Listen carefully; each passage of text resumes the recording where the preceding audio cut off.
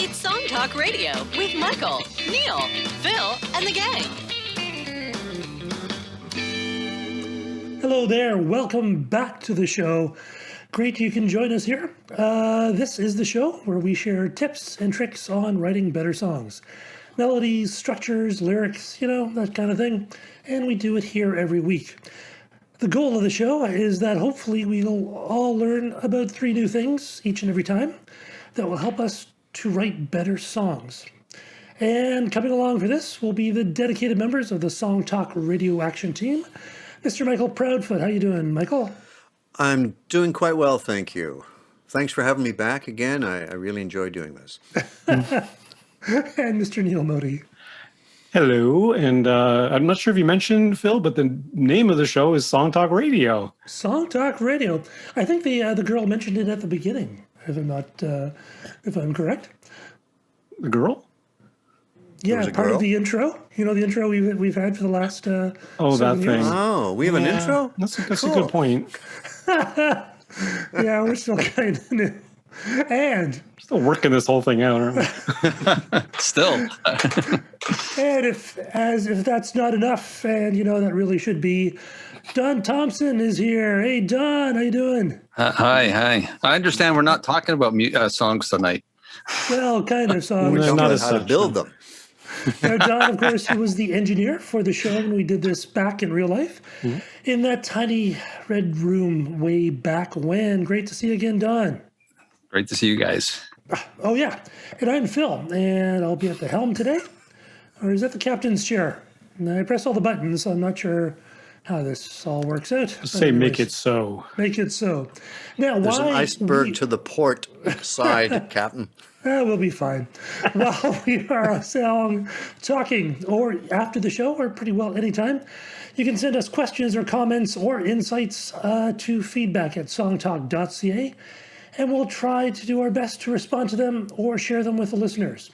Hey, and if you happen to be watching us on YouTube, please click on that like and subscribe buttons, and that actually helps the show quite a bit by getting YouTube to recommend it to other folks who like things about songwriting. That would be fantastic. Now, before we get started, I would like to ask a favor of our listeners. If you could recommend the show to one of your songwriting or music friends, that would be awesome. Send them a short little email with a link to the site, songtalk.ca. That would be great. Or perhaps, why don't you post it on your favorite social media platform with a link to the website, because that would really help us all out and make us really happy. Right, so let's get started. I think, Michael, you've got some stuff to share. Yeah, there's just a few items in the news, music news today, mostly concerning older artists, but let's see. This Friday, I can't believe how much time has passed, kind of sad. It's the 10th anniversary of Amy Winehouse passing.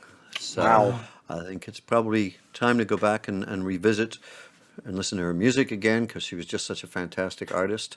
And there is a documentary out there that's just heartbreaking, because it shows her as a young woman and how much she loved music and how much she thought, I hope I don't get famous because I can't handle it. And it was very prophetic, sadly. So that would be, 10 years ago this Friday. She was. And in, I suppose, happier news, no more Sex Pistols. The famous malcontents, Johnny Lydon, has decided that he will not let the rest of the band license their music to a new series that's coming out about the Sex Pistols. Steve Jones and Paul Cook and Glenn Matlock and the estate of Sid Vicious were all behind Danny Boyle, who did Slumdog Millionaire and Trainspotting and a host of other great films, was making this very high-profile, expensive series, but that's not going to happen, because apparently John Lydon was upset that in Steve Jones' memoir, he was referred to as an annoying little brat with a great bone structure who's always asking for more.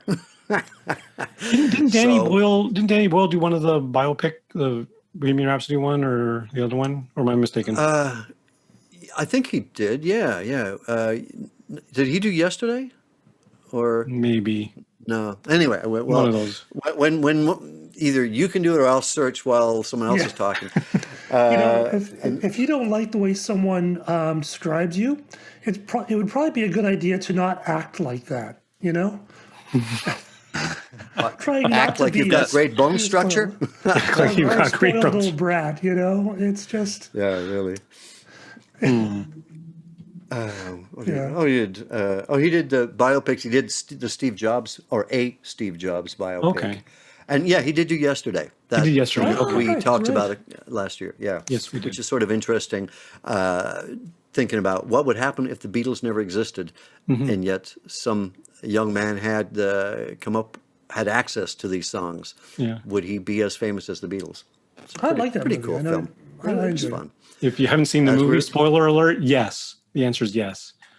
Yes. Thanks for People do spoiling the it, Beatles guys. songs, even if it isn't I haven't coming from seen the it yet. Beatles. Well, You really if you're think going it to would watch be something no? Beatle related, I would highly recommend, if you can find it, and for all our American listeners, you can. It's on Hulu. Rick Rubin interviews Paul McCartney. It's I saw the trailers. half-hour episodes, and I've watched a couple, and it's just fantastic. You can see why Rick Rubin is a producer in demand, because he's such an empathetic soul, and he really listens and he draws a lot out of Paul McCartney. And Paul is very open. Apparently the setup is that Rick Rubin has songs of his, like either Beatles songs or Wings songs that he plays, but it's not set up. McCartney has no idea what music is going to be played. And he just reacts to it in the moment and talks about it. And he's got great recall, and he talks about a lot of the writing of the songs. And I mean, I've read Beatle biographies and thought I knew a lot, but there's a lot of really new information in there. So if you can find it, it's called McCartney 321, and it's really worth checking out. It's on Hulu in the States. I don't know where you get it elsewhere in the world. Whatever happened to that? Peter Jackson was making a Beatles documentary, presumably where they all travel coming across out. England to Mount Doom and try and throw a guitar into the fire. I don't know. Oh, he's doing a recut of the making of Abbey Road. Is that what? No, Let It Be. Yeah. Let It Be. okay. Yeah. Yeah. So it's called Get Back, and Yes. that is still Pop. coming out. Yeah. Still coming out? Yeah, it's coming out in the fall. Okay. Apparently, he just talked about playing a rough cut for Paul McCartney, both of whom were dreading it because it's Paul McCartney talked about how much movies influence the way you think about events, and he himself had thought that recording the album is really fractious and horrible because of the previous documentary made from that footage. But it wasn't the case. Like he'd actually been convinced that it was a horrible time, and then they go back and they watch this documentary, which is now going to be, I think, 3 parts. Yeah. And it's Jackson likes full trilogies. of life and good humor, and it's mostly them all getting along. So it's the power of another- the edit. Eh? oh, it can change everything. Yeah, definitely. Speaking of movies, Yeah, I came across a Smiths movie. a Smiths movie. Smiths movie. Oh yeah, that came out in 2017, and I remember thinking, well, I'm a huge Smiths fan. Why haven't I heard this? So, anyways, it's on Tubi, which is a streaming service. which is free, but you have commercials. They have commercials. Yeah. And Heather and I tried to watch it on the weekend, and I now understand why I haven't heard anything about it. Not bad. Yeah, it's pretty bad. Like you're halfway through the movie, and basically nothing's really happened. Yes, and- them meeting, right? It's Morrissey and Johnny Marr meeting, and they don't have the rights to any Smiths music. Yeah, So it's a couple of disaffected Mancunian lads moping around together. well, and the problem is, if Morrissey has not necessarily aged well, but as he's gotten into his angry old man phase, it's not worked out well for him. And this doesn't make him look any better, actually. So Yeah. the things that make him distasteful now were always there.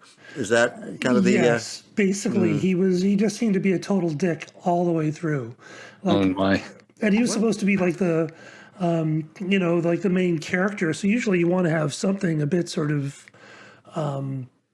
sympathetic, and I'm not sure if, I don't know enough about that stuff to know if it's the writing or the, I think the acting was probably quite good. I think the actor was good, but it just, it was just, So, I mean, if you can get Tubi downloaded to your Apple TV and take a look at watching it, but don't feel bad if you bail halfway through, because...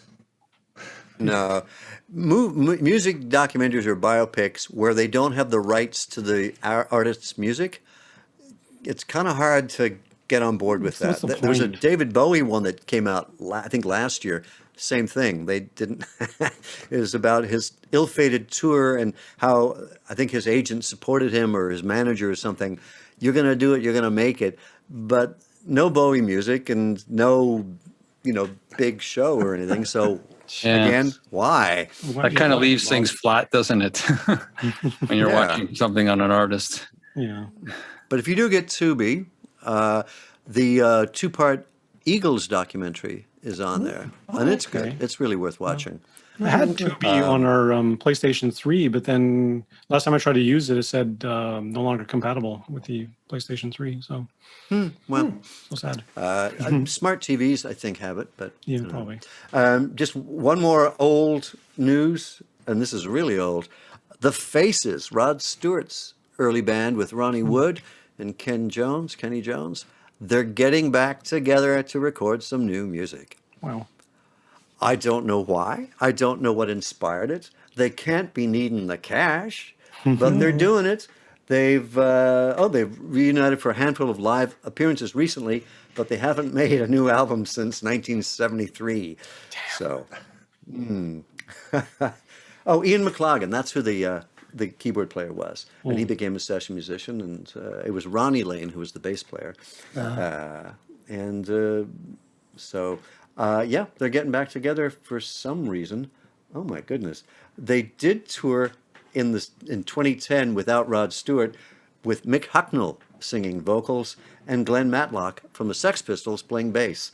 So now we've come full circle. Sex Pistols, Faces. Wow. And that's it for music news. Now I'll leave it in your capable hands. We're going to have to get you like a sting, Exactly. Or maybe something like this.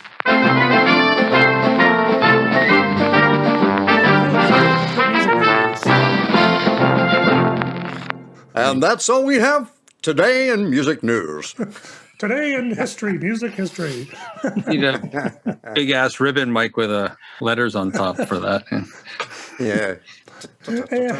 Neil, you got something for us, I think. Yeah, I got a couple of things. So the first thing is I've stumbled upon, I don't know how I stumbled upon this, but the DGs, which of course stands for DGs, stands for Dave Grohl, and of the Foo Fighters, and not apparently, but the Foo Fighters have released a 5-song EP where they cover a bunch of Bee Gees songs.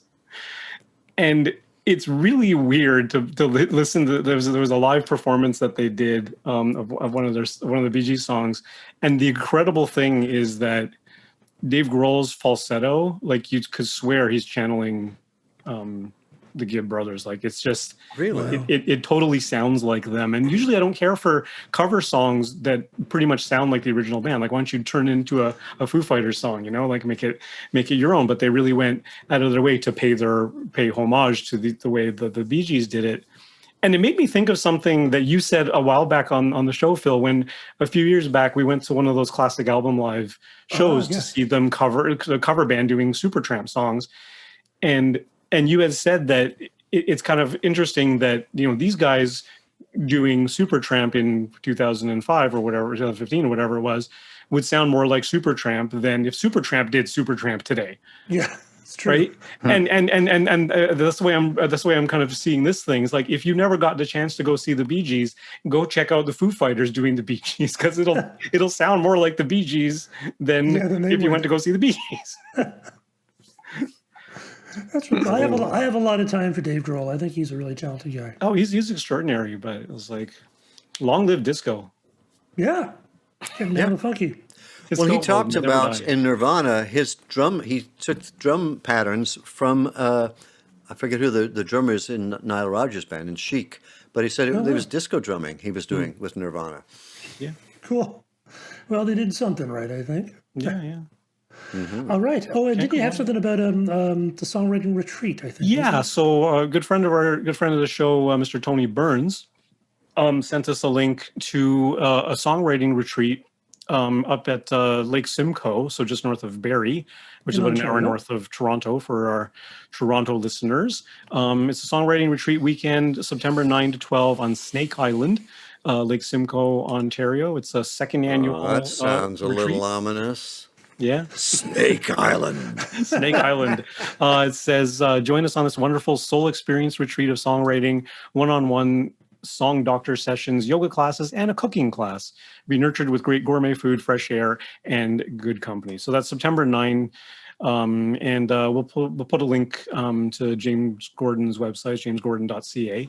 And there's a link on there if anyone's interested for a little weekend songwriting retreat. Very cool. And it's not, would it be 20 years after all those Coeds were murdered on that Snake Island? 20 years ago? Yeah, it's 20 years ago. Well, it's hard to say murdered. I mean, snakes don't really have intention. They're just doing what snakes do. Yeah. They seem pretty organized, but, you know. Well, that's true. And they did have uniforms. It's true. But I'm sure it'll be fine. I'm sure it'll be fine. I'm sure they're dead by now. You think Tony's going to lure us into a trap? Well, they always say he was so nice, you know. He's a swell guy, so we trust him. All right. Well, and now we're going to be talking about tips. Well, the main reason we're here. Why are we here? The main event. The main event is tips on using your digital audio workstation or the program that you record your stuff with. And so, Neil, what do we have in store today? So this is our part 2 of this series, this ongoing series of tips for DAWs. We did our first one a few months ago where we were just talking about general DAWs. So today we're going to be talking about MIDI and what it is. And I just pulled a little bit off of the very handy Wikipedia page on MIDI, which is quite long, but it gives you a lot of information about MIDI. But in a nutshell, MIDI stands for Musical Instrument Digital Interface, and it's a system designed to let electronic musical instruments, computers, and other hardware to send and receive signals to help create music. One thing that MIDI is not, it's not sound. It's not audible. So if you think about an old-fashioned player piano, MIDI is pretty much like the sheet of paper with the perforated holes that feeds through the piano to make it play. It's just data. So it's essentially a set of instructions that can be sent to digital instruments, such as play a C4 note for one beat, play an F4 for a quarter note, et cetera, et cetera. And the other way to understand, to get a good understanding of MIDI is that it can also transmit and receive instructions that are not musical. MIDI is also used in lighting systems. So as much as it can send musical notes, you can also say, turn on a green light for 1 second, then turn on a blue light for half a second. So it's also used in those type of systems. So live, you could sync it up to your music. And yes, lighting systems are often synced up to MIDI sequences for music, and voila, you've got yourself a cool show. It can, in the studio too, it can also be sent to synthesizers to change settings, such as like what sound to use, like patch settings, that sort of thing. And a little bit of history, MIDI was first standardized in 1983 by several different instrument manufacturers, including Roland, Oberheim, Sequential Circuits, Yamaha, Korg, and Kawai. These companies all worked together to establish a single interface that all digital instruments have been using since then. The impact of MIDI in both professional studios and home studios all over the world cannot be understated. With the advent, especially of home computing around the same time in the 80s, home recording enthusiasts had the ability now to create like complex musical arrangements in their bedrooms. What's amazing to me is that this is like MIDI 1.0 in 1983. We still use that same specification to this day, and it hasn't changed that much. No. MIDI 2.0, the second version of MIDI, was announced in January 2020, just like over a year ago, 36 years after version 1. Like, can you think of any other technology that we use from 1983 that hasn't changed? That is true. It's an incredible thing. What's really interesting is the thing about MIDI, because MIDI is, a bunch of small electronic pulses that are sent along this wire is that everything is sent serially. So if you press a chord down with 3 notes, those 3 notes don't come across all at once. They actually come down, the first one, the second one, the third one, right after each other. And of course, it's, at the speed of light, so it's very fast. But it is serial, which is an interesting thing. But you can't have it for breakfast. Did it? That's true. Hit that. Yeah, there you go. I feel better. I'm glad we invested in sound effects for this show. You're all night. So you can't play chords. Like you can't play have chords. multiple. You can. But it's just your ear thinks of it as a chord, but they are actually being triggered milliseconds apart. Is that what you're saying by serially? Yeah. Yeah. I mean, technically it's serially, but for all intensive purposes, It's all at the same time. it happens at the speed of light, so it's pretty fast. Now, some people do get a couple things confused. You can actually have, there's a certain kind of cable with it's got sort of a round, it's a round cable with 5 pins in it. Pins on it. Yep. And that's called a MIDI cable, and that sort of plugs into other instruments. But you can also send MIDI over USB. So that's really just so MIDI is actually kind of the language that 2 instruments will speak to each other. So. Yeah. And most times if you do buy like a keyboard synthesizer or keyboard controller today, it's going to be USB, but it's still using, like in your desktop or laptop, whatever, your operating system, it'll show up as a MIDI device, even though you're plugging it in via USB, but it's the same protocol.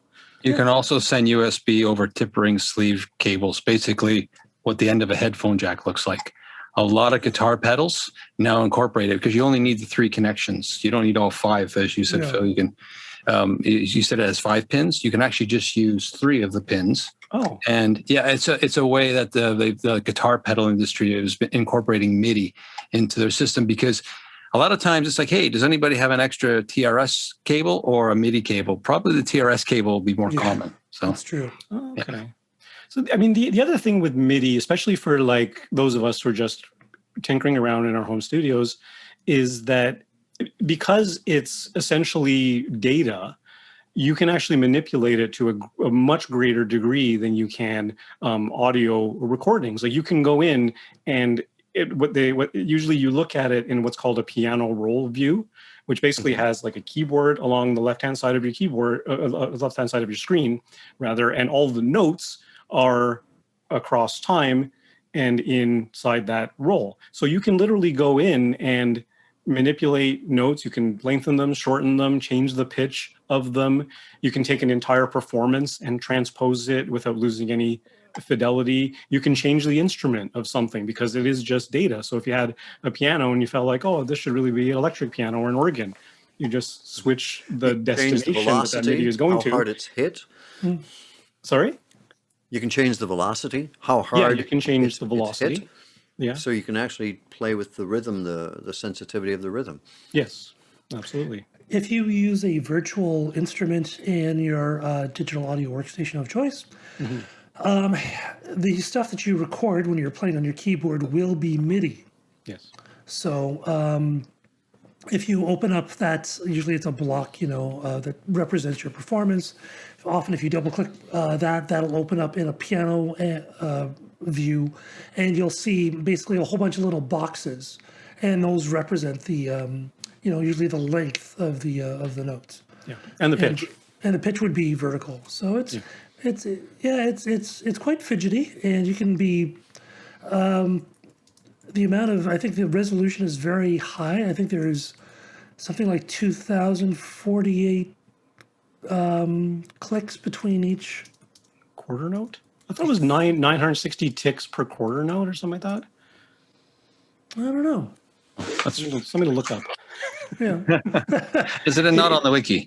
Yeah. It may very well be. I didn't read the entire thing in detail. Well, I think there's different DAWs have different resolutions. But, perhaps, yeah. In any case, like you're saying, like even though a chord is technically 3 notes in a row, it happens so fast that it's not going to matter all that much. The interesting thing about the word velocity, if you remember from your high school science classes, velocity is essentially speed. It's not really how hard you hit a key. It's because electronic keyboards don't have, hammers and strings the way an acoustic piano does. When you hit a key, so it measures basically the time that you first touch the key to when the key reaches its bottom, and that speed that you press it down is equated to That's how they communicate impact. That's how they communicate. Just to get an idea of how new MIDI is, Thriller was made before MIDI came out, the Michael Jackson album. Mm-hmm. Really? Wow. Maybe it was around the same time. It was about that, but It came out the same year, which being, means probably they didn't use any MIDI. in terms, but you think about like any kind of sequencing that you heard on that album, or like repetitive notes or things like that, they were done in some other either tape loops or some other, more cumbersome way. Like was it Bob O'Reilly, the Who song that has that sequencer beginning? Oh yeah. All done by Peter Townsend staying up for hours I'm just playing it. Yeah. playing it repetitively. Actually, what it is, it's an organ. It's actually an organ sound, which is interesting. But he puts it through a synthesizer called a Synthier by EMS. It's a little sort of box thing.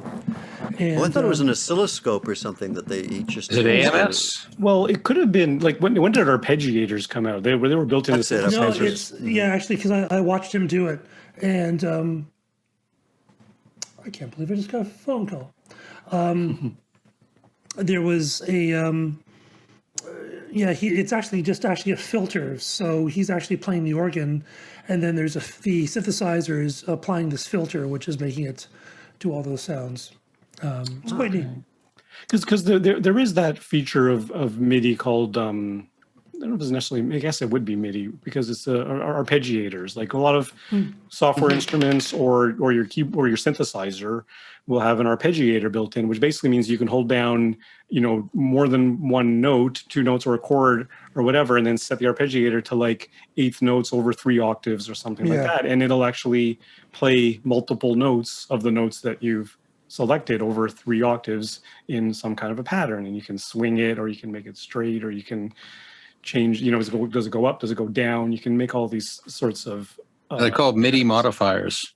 MIDI modifiers. So basically what it is, you have an input and you have a process and an output, and that arpeggiator is basically the process. Like, as you said, you hold the notes down and you're like, wow, he plays pretty quick. Yeah, exactly. You set the 64th notes and just go ballistic. It's pretty cool. Yeah, definitely some cool stuff. Mm-hmm. The other thing that I use sometimes with MIDI is that the notes are not always notes.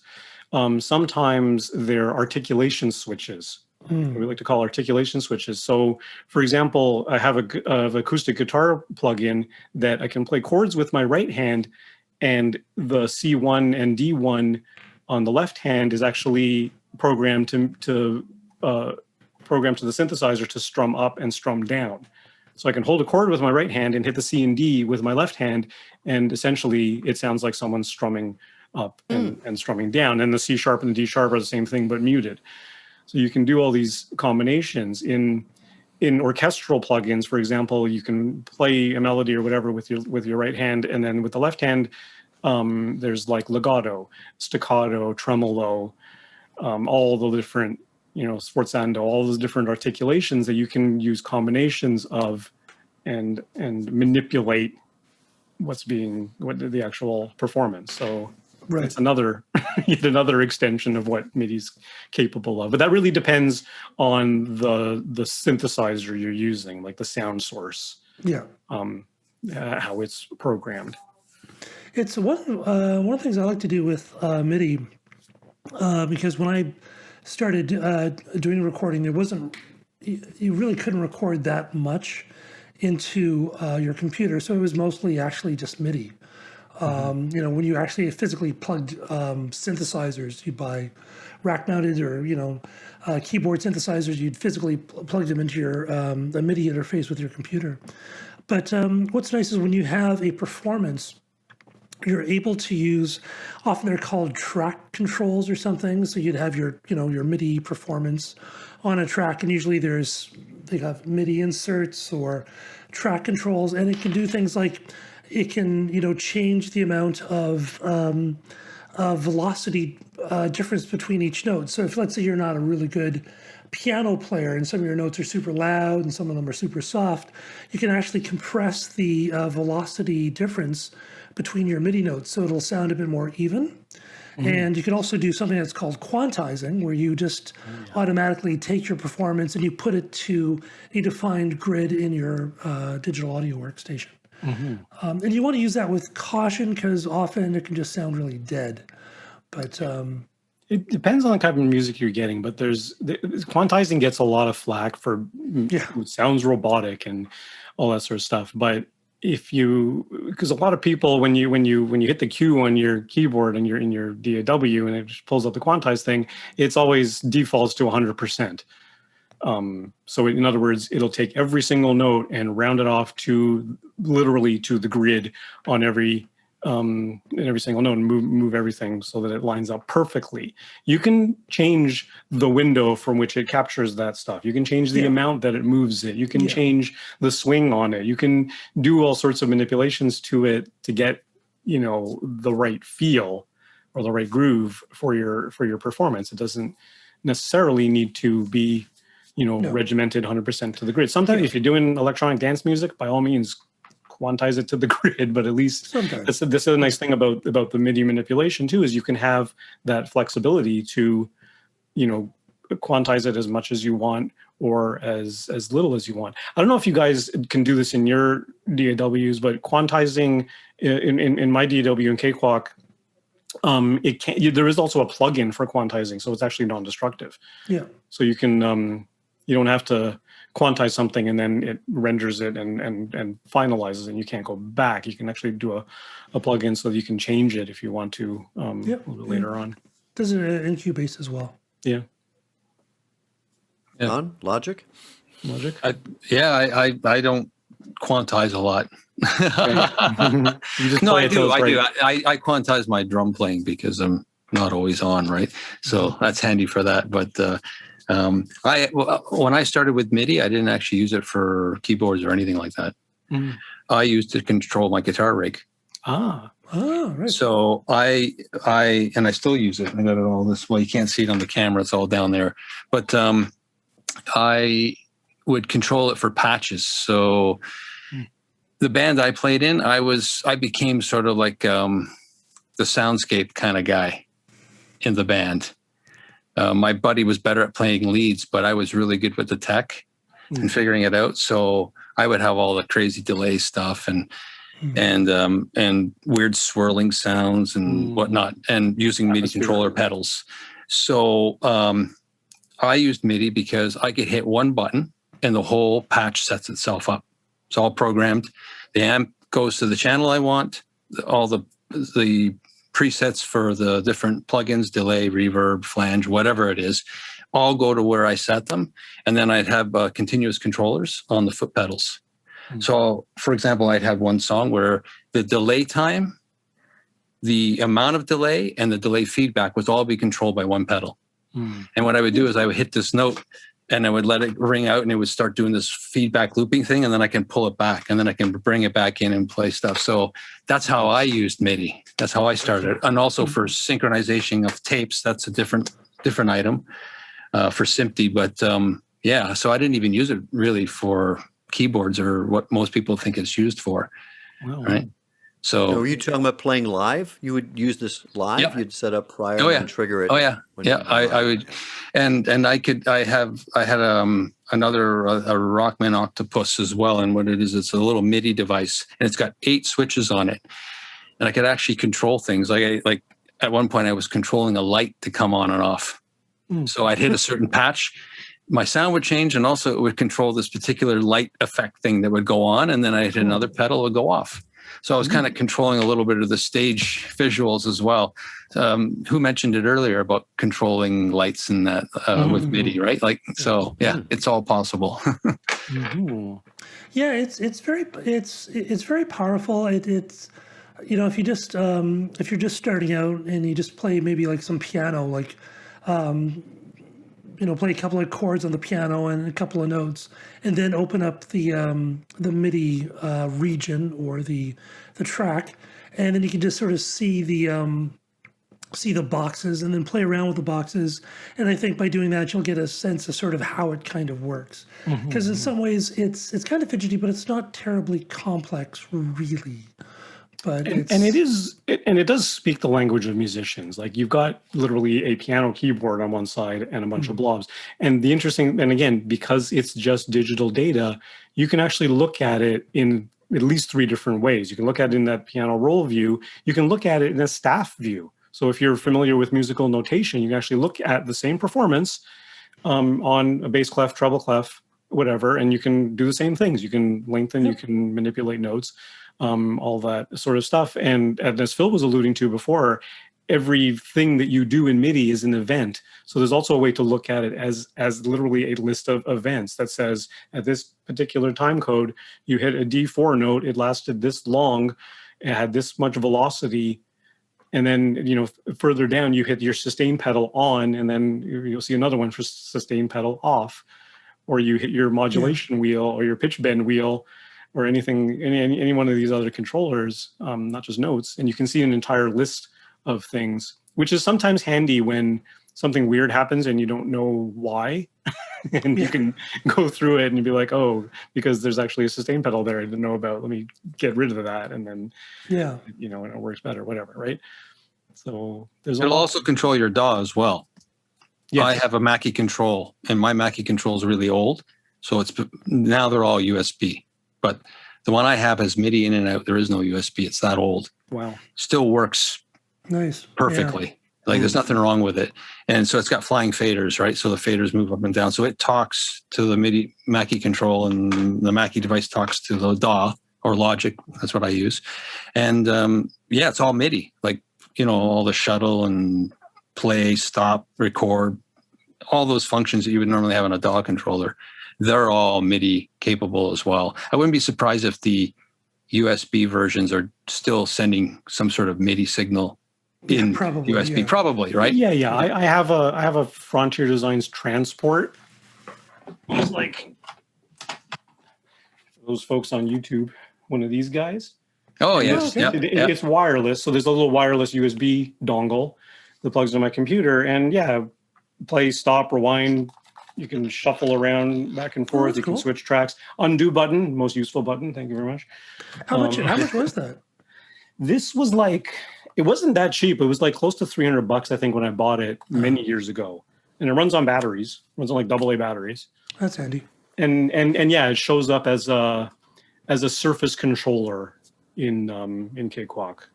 So it does show up in the list of MIDI devices.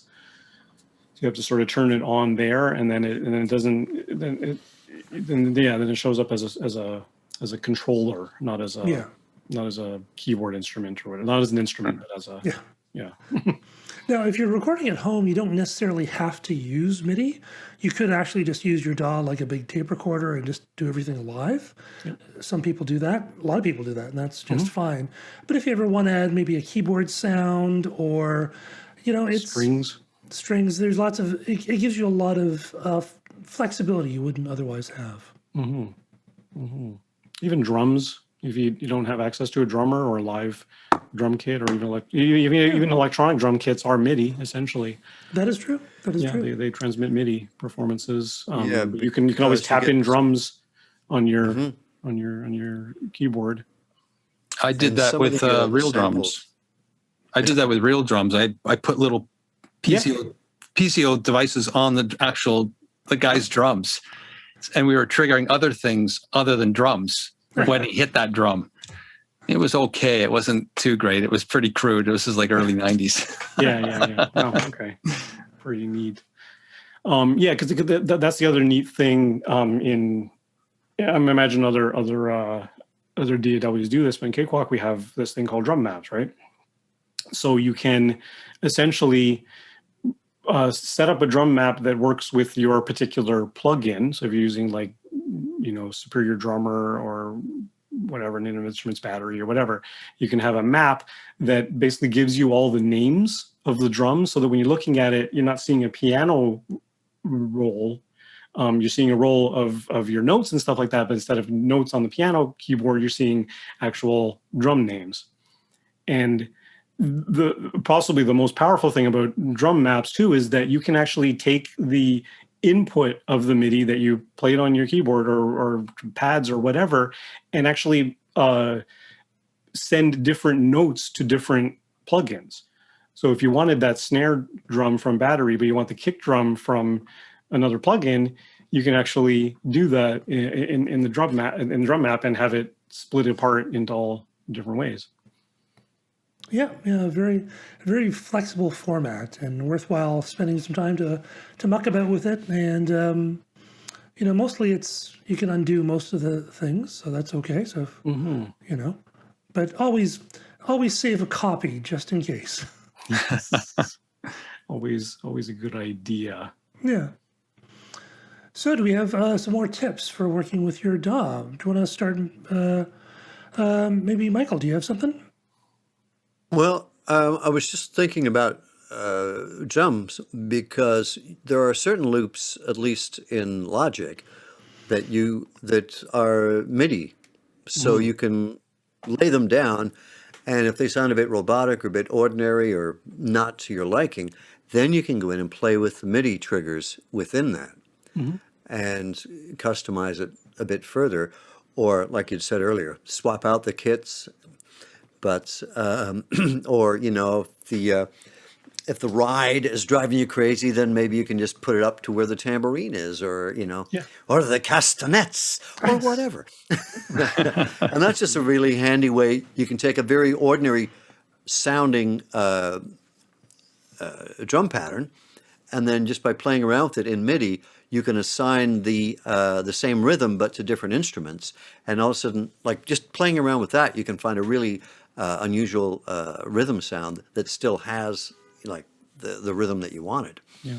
Another very useful tool, if you're using MIDI, it's a little bit more advanced, but there's definitely your DAW has a manual, so use it, because you'd be surprised how much work I got because I've read the manual on things.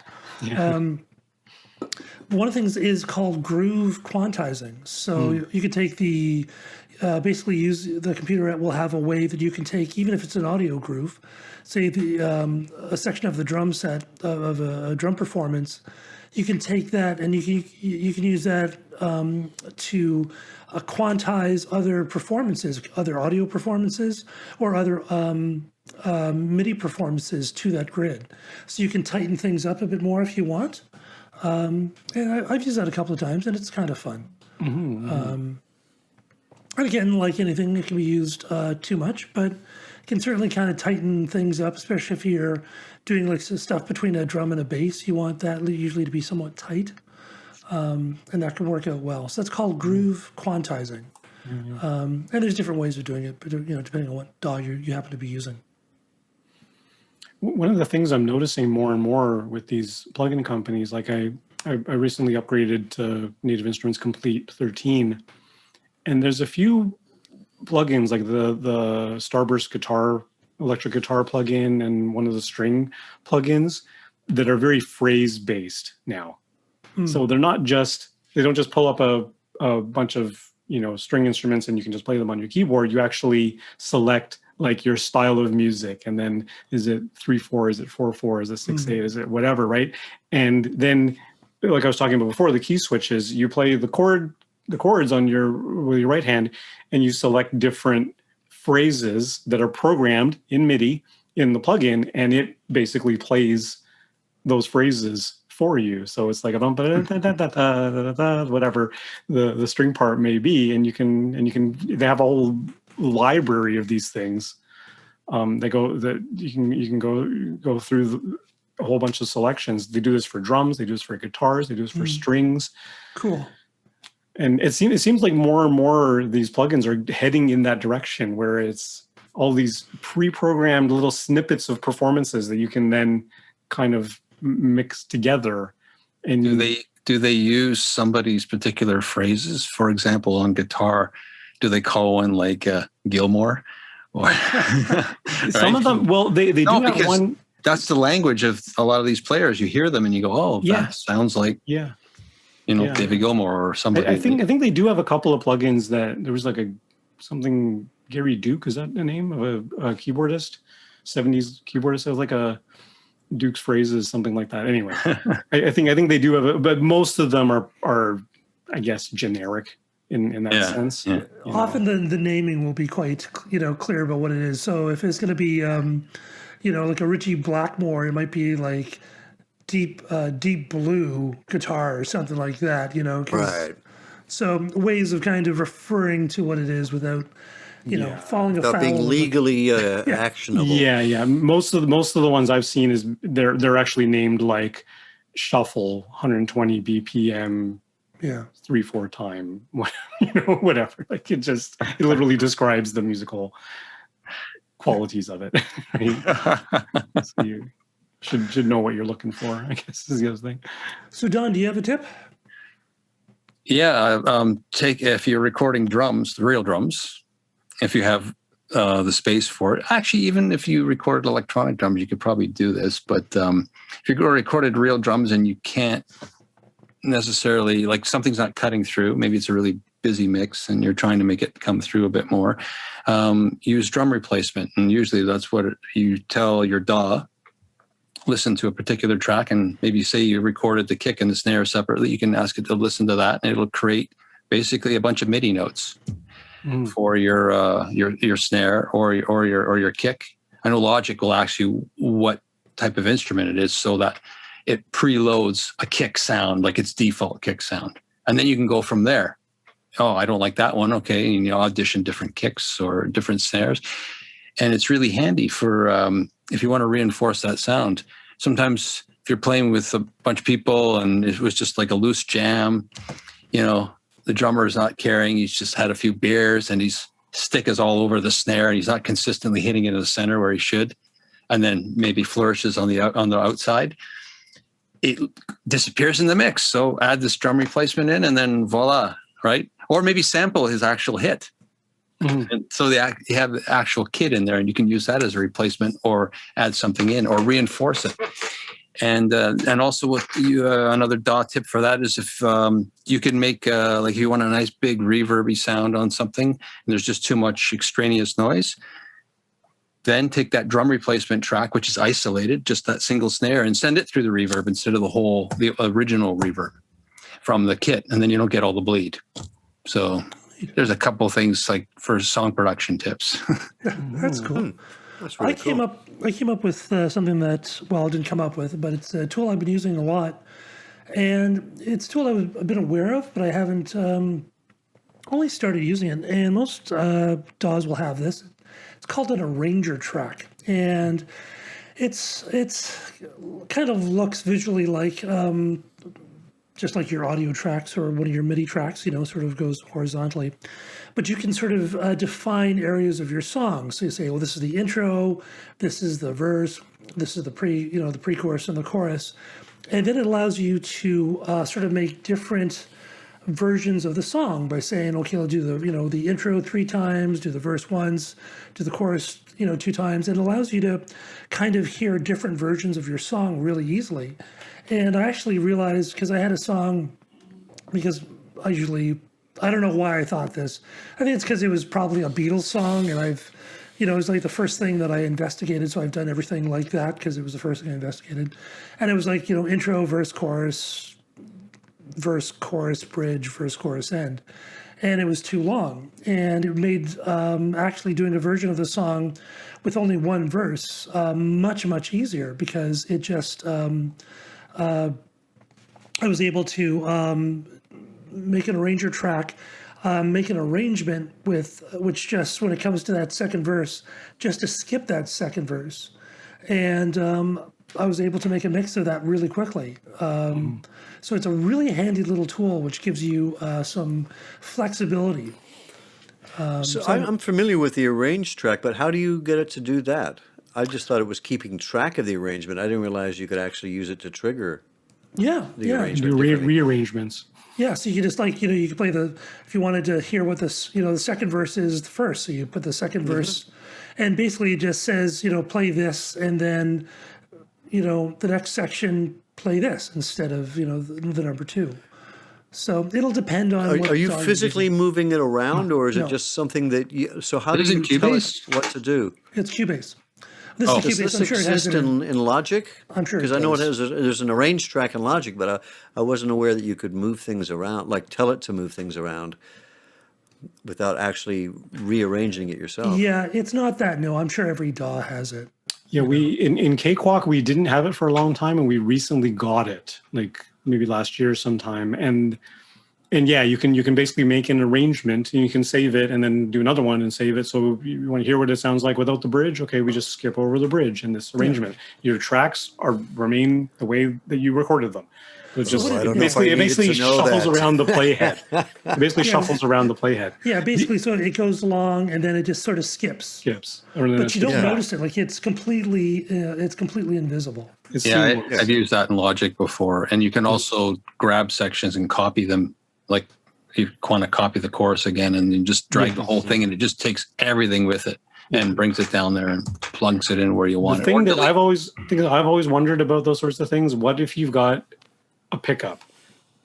What if you've got 3 notes before the chorus that leads you into the chorus? Yeah. When you grab the chorus, Yeah. what happens to those 3 Yeah. notes? Well, Or the this, I mean, turnarounds, or because sometimes the Yeah. only way you get into it is with a turnaround. Yeah. now, Otherwise now, I it wanna sounds too abrupt. I do want to be clear that you're not actually physically copying anything in this arranger track. You're just changing the order of the sections get played back in. Oh, okay. Right? So you're not actually. I mean, you can copy. And how do but you it is do like- that? Like, how do you tell it to do that?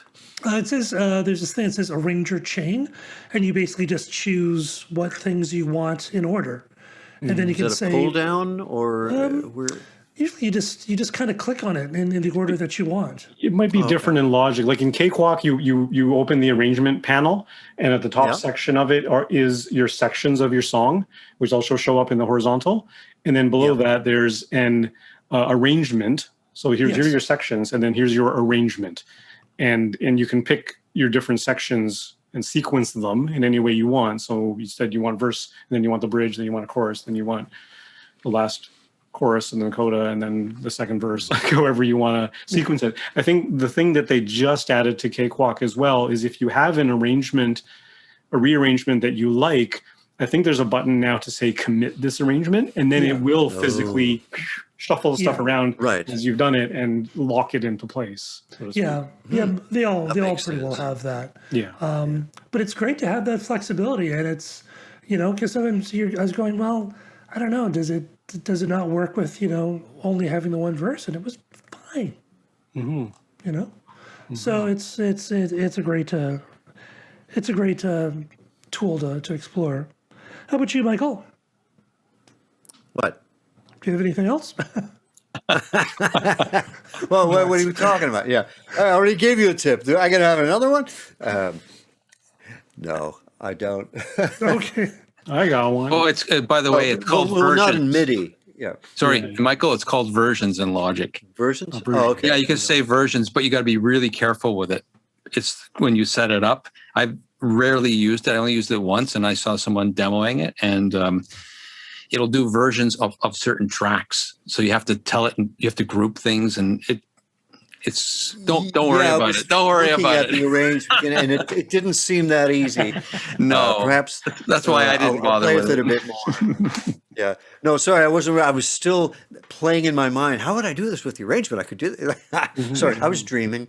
It's very powerful. It's pretty neat. What I was going to say, like I started with MIDI, way back when, like, similar to Phil, I just was able to do MIDI at start. I didn't have a microphone to record anything until much, much later. So I did spend a lot of time just manipulating MIDI and stuff like that with different sounds. And I've always been like a preset guy. So you load up a synthesizer, you pick one of the manufacturer sounds, and you just play your stuff with it.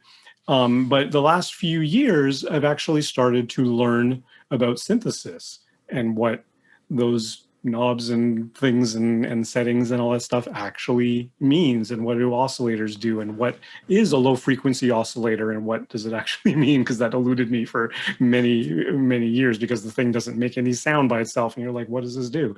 But what does it do? It's modulator.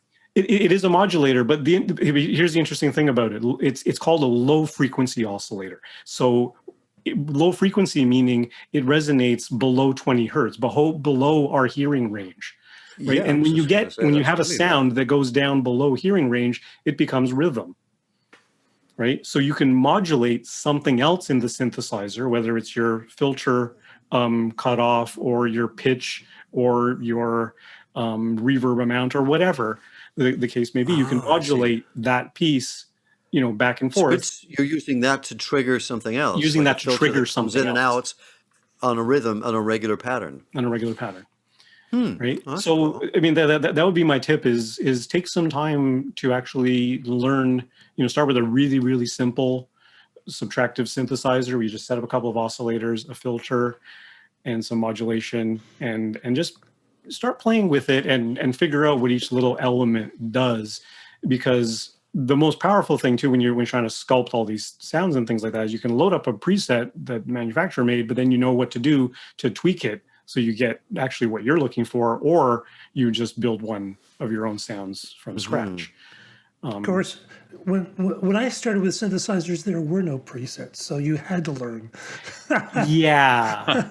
Yes. So there's something to be said about that. But And then if you got a lot of money to burn afterwards, you can go get the analog ones and get the modular synth. Oh my God. Yeah. Oh, that's yeah. And you get seen people on YouTube doing that, and wall. it's like- You can have a whole wall of them behind you with all the little blinky lights, and built a Lots really of great fun. backdrop for a show like this. I've got one. Native Instruments Reactor has a builder, but I tried to make something out of it. It was garbage.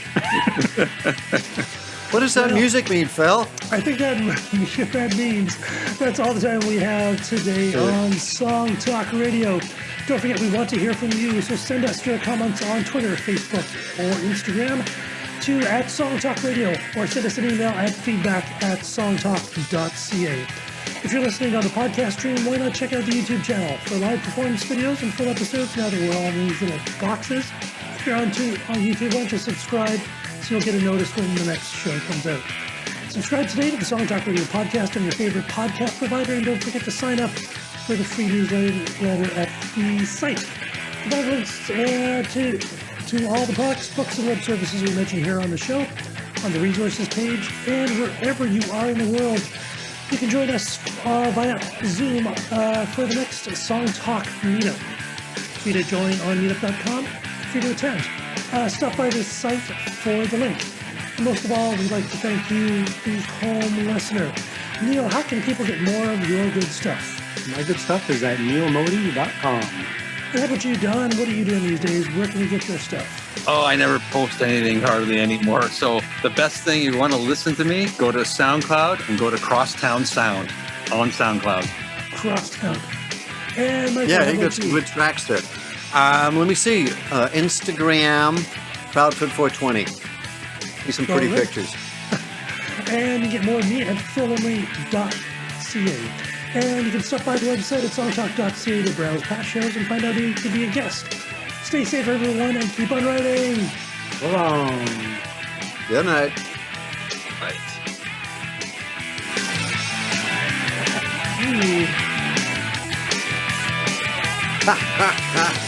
There we go. He needs Good light. night, Cat. He needs light. He works Focus. solar powered. Oh my.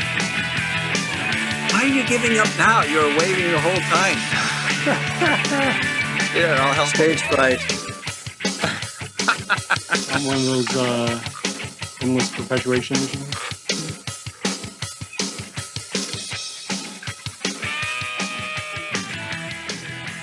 Oh, now it's waving. It was camera shy. It happens.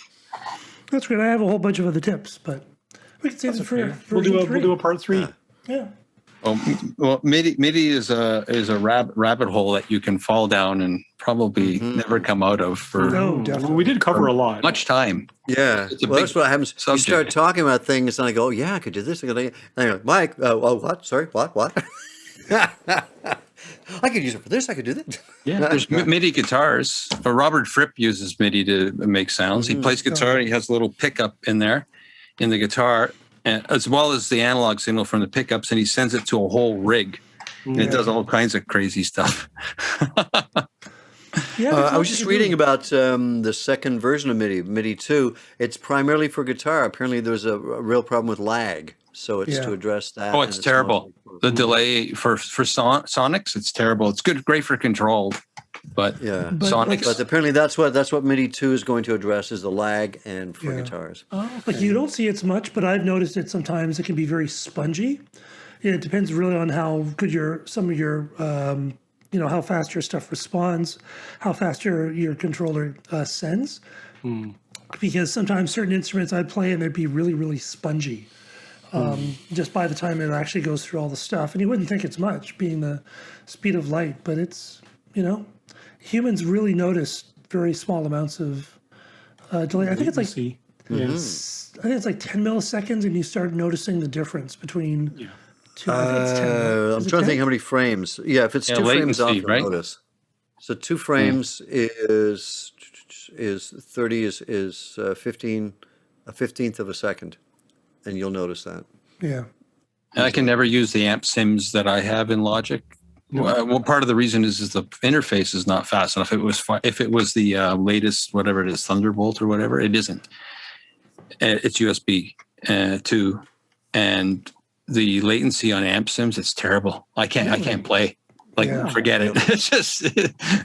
I've never been able to. That's why I still use. I have an old Pod Being, like the Pod 2. And that's what I've been using. Yep. And fine. yeah, except when you deliver it, that's the sound. There's no such thing as a dry sound. Yeah. No, you do a DI at the same time, right? Yeah, so that's what I'm going to do now, and I've got a splitter, so I can do that. Nice. And then you can reamp the thing and Reamp. Yeah. put it through all kinds of crap. So, And then never be able to actually finish it because you'll be reamping and Reamping forever. Yeah. Yeah, There's a certain exactly. wisdom in just locking it in at the source and saying this is the tone and that's it. yep, that's David Bowie because does that one's that. dealt with. Move along, move on to the next thing. Apparently, that's how David Bowie works. They would put something like an effect on something and they would print it because he says he just didn't want to have to worry about changing his mind. He just Or didn't want fucking Brian Eno messing with it afterwards. Yeah, probably. Probably did anyway. I don't want a remix. Just this is the sound. This is the sound. Oh, I was listening. Tony Visconti worked with someone really unusual. I was watching a music documentary. What are the chances? But yeah, someone really atypical. And I thought, well, how the hell did Tony Visconti end up there? But maybe it was Paul McCartney when he was recording. The reason he recorded in Laos is because he saw that EMI had studios all over the world. He went, oh, let's record there. And also Ginger Baker was there, and he was also working with Fela Kuti way back in the 70s before anyone had heard of him. wonder if Ginger Baker was behaving himself. I don't think You know, well, actually, well, He can when be a was in bit of a Africa- crusty guy.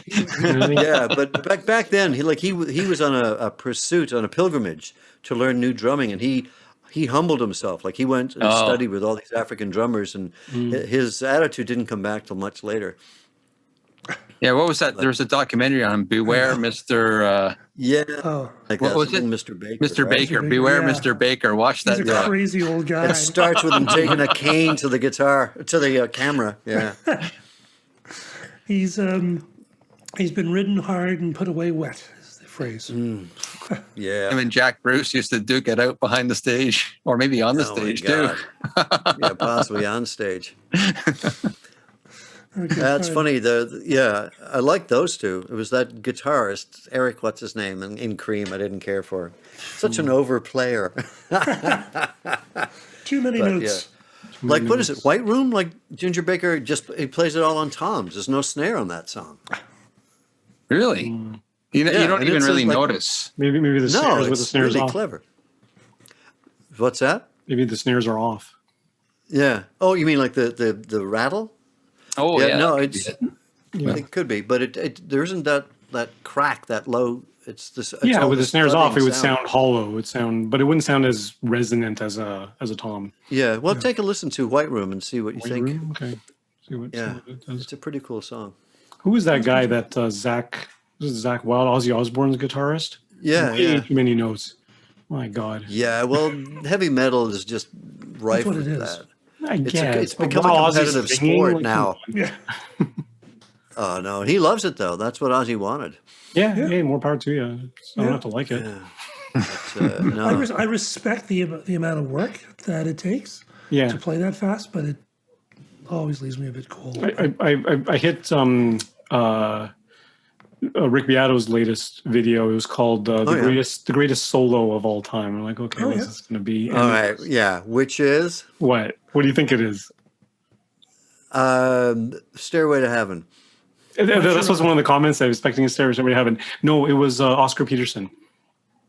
Oh, Really? Yeah. Wow. And, Oh, I thought guitar solo. Sorry, I just. yeah, no, he just said greatest solo. We didn't say what instrument. Oh wow. okay. Yeah, no, I love Oscar Peterson. Yeah. But you'd notice he grumbles. Like you see any live like of a certain era, you hear him kind of like you hear this this constant grumbling or muttering. Oh, okay. I didn't talks hear that in himself this like performance, but praise. yeah. sounding it out as he goes, right? Yes. Part of his performance. He had a lot of notes going on, but no one's singing at the same time. It's But they kind of okay. cascade so beautifully. Remarkable. Yeah. Beautiful stuff. Unbelievable, that guy. Yeah, because he sounds fast and slow at the same time. It's just so amazing. Yeah. I think I'll do well. I'll do okay. All right, lads. All right, guys. Thanks, Dan. Dan. Thanks, Don? Dan. Thanks, Don. Thanks, Dan. Don. And, Wherever the hell you Nice, are. Don. Yeah, different vowel. Nail and file. Well, Mac. Yeah, well, I think we should do another Mac, show like yeah. this. 'Cause I think that's a good show. It's good. So, what are we on hiatus now for the next 2 weeks? Yes. Yeah, 2 weeks. Oh, you're 'cause, taking a summer holiday, are you? Yeah. Taking summer holidays. Bill's yeah. going into hinterland, so We're all Where? going. Oh, where are you headed off to? holiday. Utopia. Just outside of Barrie. It doesn't you go. exist, Phil. Is it close to Snake Island? Welcome to Snake Island. Well, no, it's Oh, you want Utopia? otherwise known as Utopia.